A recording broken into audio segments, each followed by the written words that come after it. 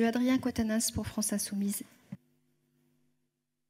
Merci Madame la Présidente. Merci à vous, Madame la Présidente de l'Agence de biomédecine pour votre exposé. Cette agence est une agence nationale créée par la loi bioéthique de 2004. Elle exerce ses missions dans des domaines du prélèvement et de la greffe d'organes, de tissus et de cellules, vous l'avez rappelé, et dans les domaines de la procréation, de l'embryologie et de la génétique humaine.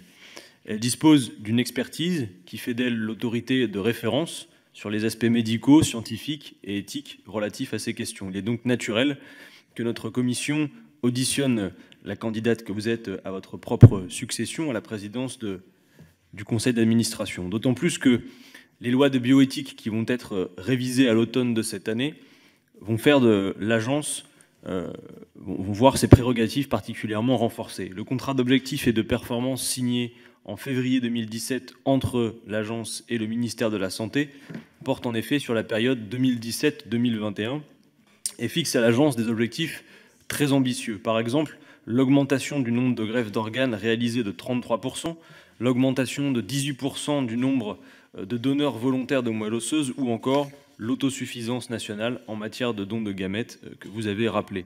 Pour remplir ces objectifs, l'agence de biomédecine a donc besoin de moyens, des moyens financiers et humains.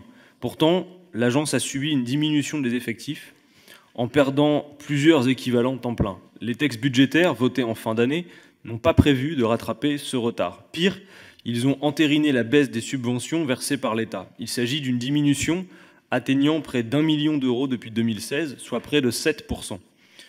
Cette baisse des subventions a un impact grave sur le budget de l'agence puisque son fonds de roulement a été divisé par 2 en 5 ans pour faire face aux dépenses liées à ces nouvelles missions.